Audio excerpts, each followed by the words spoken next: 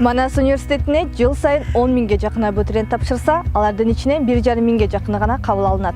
Дал ушул студенттердин ичинен эң көп балл алган студенттерибиз азыр эмне менен алек жана мында эң көп баллды кантип алышты, бирге таанышалы.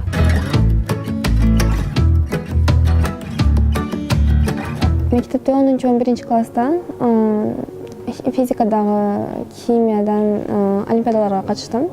Ошон үчүн анан мектепте алган билимдерим жардам берди. Негизи андай даярдоо курстарына деле барган жокмун. Жөн гана өзүм ошол мектепте алган билим менен эле жана ошондой эле улуттук тест жүргүзүү борборунун тесттери бар, атайын ошолордун натыйжасына даярдануу менен ушундай бир жыйынтыктар болду. Көптөн бери алгым келип аткан китепти сатып алдым. Анан апамын белги алып бердим.